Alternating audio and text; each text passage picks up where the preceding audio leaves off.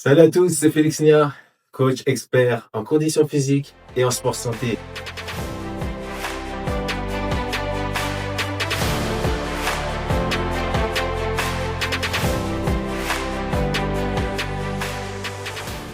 Dans cette vidéo, j'aimerais te donner 7 astuces pour manger sainement, mais en même temps ne pas avoir un trou dans la poche. Qu'est-ce que je veux dire par là? C'est tout simplement que des fois, on veut bien manger, mais malheureusement, les soirées finissent en mode on va commander à manger alors qu'on n'a pas prévu ça.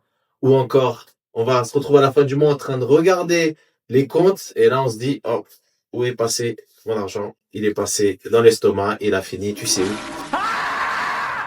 Stop it. Get some help. Dans cette vidéo, j'aimerais vraiment t'encourager et aussi te donner 7 astuces pour manger sainement tout en économisant du temps et de l'argent. Astuce numéro 1. Achète des produits bruts et cuisine toi-même. Ça, c'est super important parce que si tu achètes tes produits toi-même, tu vas t'éviter des tas de plats préparés où il y a des additifs, où tu as des choses, en fait, tu vas payer plus tard, entre guillemets. Ce que je dis souvent, c'est ma phrase en ce moment, c'est ce que tu refuses de payer aujourd'hui, tu vas le payer plus tard. Donc peut-être des fois, ça peut paraître moins cher, ça peut paraître plus rapide, mais sur le long terme, ça ne va pas forcément être le cas. I got you, homie. Numéro 2, investis dans un bon congélateur, un bon tupperware, mais aussi dans un sac de congélation ou un sac qui va conserver la température de tes aliments. Ça, c'est super important parce que ça va te permettre non seulement de cuisiner en gros, de pouvoir ensuite amener ta nourriture à ton lieu de travail ou entre tes cours, voilà, tu vas pouvoir tout simplement apprécier tes bons repas que tu as fait à la maison et tu vas pouvoir continuer ta diète sur du long terme. Ça, c'est super important d'avoir de la constance pour avoir des résultats. Ça, je le dirai jamais assez, c'est la clé. Le troisième, ça, c'est un peu spécial, c'est choisis ton top 5 à toi, des aliments healthy que tu trouves pas trop chers. Voilà, c'est pas le même pour tout le monde, effectivement. Moi, par exemple, ce que je trouve pas trop cher, honnêtement, je trouve que les flocons d'avoine, ça va, ça reste raisonnable. Ok. Les légumes surgelés, même s'il y en a c'est un peu controversé, mais je trouve quand même que c'est plus sain de manger des légumes surgelés que certaines nourritures. Voilà. Les légumes surgelés, c'est pas trop cher. Il y a aussi les bananes, bien évidemment. Hein, les bananes, on peut faire des smoothies, on peut faire plein de choses avec. Le quatrième point, c'est les lentilles. Hein, les lentilles, ça reste protéines végétales. Franchement, si on voit le prix au kilo, c'est pas trop cher. Et enfin, pour le cinquième, on peut aussi ajouter le fromage blanc, par exemple, qui reste, si on prend des gros pots, etc., c'est pas trop cher et il y a quand même des bonnes sources de protéines. Ça reste toujours plus sain que manger de la junk food. Quatrième point, très important, planifier à l'avance. En fait, si tu planifies pas à l'avance, c'est un peu comme aller à l'aventure, mais sans vraies idées. C'est bien des fois de se laisser effectivement du freestyle entre guillemets, mais quand tu vas planifier, même si après tu changes de trajectoire, au moins tu auras toujours des idées. Et tu auras toujours des idées, par exemple, pour les soirées d'après. Tu auras des idées aussi de ce que tu vas acheter comme course. Et tu vas faire moins de gaspillage. Parce que le gaspillage alimentaire, c'est un phénomène qui est très répandu. Et toujours aujourd'hui, malgré la crise économique, malgré tout ce qu'on sait et tout ce qui a changé dans le monde, on continue de gaspiller des aliments. Pourquoi? Parce que comme on ne planifie pas, comme on aussi, ça peut arriver d'arriver quelque part, on a faim, comme on n'a pas anticipé ce qu'on allait manger, ou on n'a pas vraiment d'idée, ne serait-ce qu'une petite idée de ce qu'on va manger, ben on finit par même manger des choses qu'on n'a pas trop besoin, mais on va plus acheter des choses qu'on a envie sur le moment. Cinquième point, profite des réductions. Tu n'es pas un radin si tu profites des réductions. C'est tout à fait normal et au contraire, tu vas pouvoir économiser de l'argent, tu vas pouvoir faire plaisir à tes proches. Il y a plein de choses que tu vas pouvoir faire, peut-être que tu ne faisais pas avant, tout simplement parce que tu fais plus attention à tes dépenses. Et surtout si tu budgétises. Ça, c'est un conseil que je donne aussi.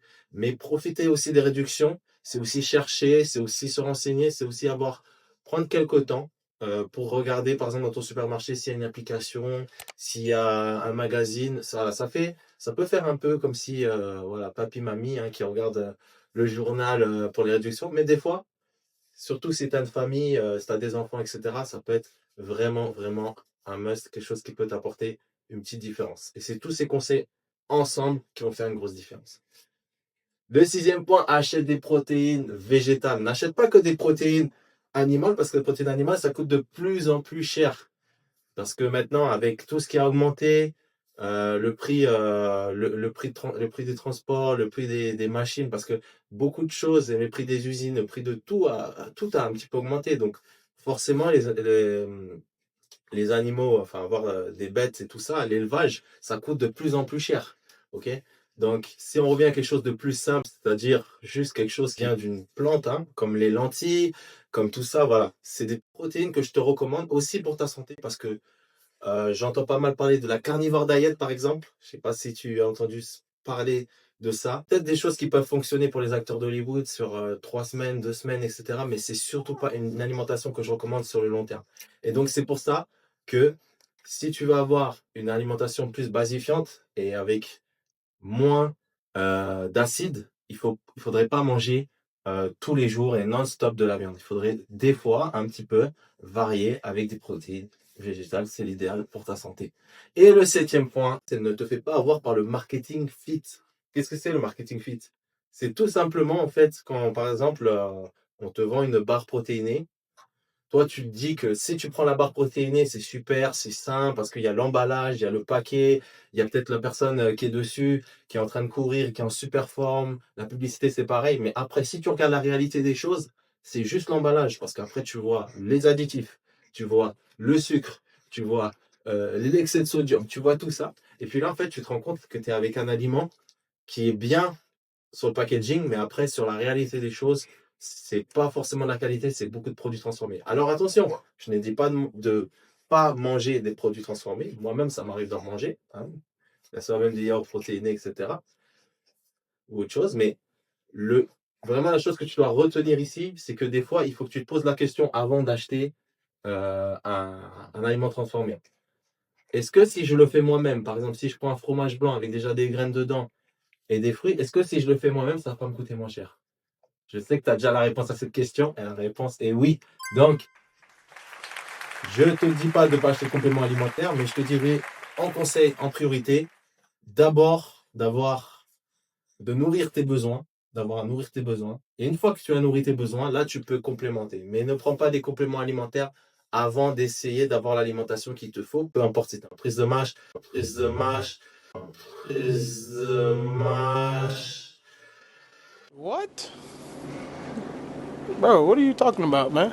en prise de masse, pardon, en sèche, si tu es en maintien. Tout ce qu'il te faut savoir, c'est vraiment que il faut déjà que tu combles tes besoins alimentaires avec ton alimentation. Et après, à la suite, tu peux essayer, par exemple, sur certains temps, de te complémenter. Il n'est pas nécessaire de se complémenter toute l'année avec les mêmes compléments. Je pense que ça serait plus intéressant de varier. C'est tout pour cette vidéo. J'espère qu'elle t'a plu. Maintenant, tu sais comment économiser du temps et de l'argent tout en mangeant sainement et éviter d'exploser ton budget. Dis-moi ce que tu as pensé dans les commentaires. On se dit à bientôt pour une prochaine vidéo. C'était Félix Nia. Gardez la forme. Bye.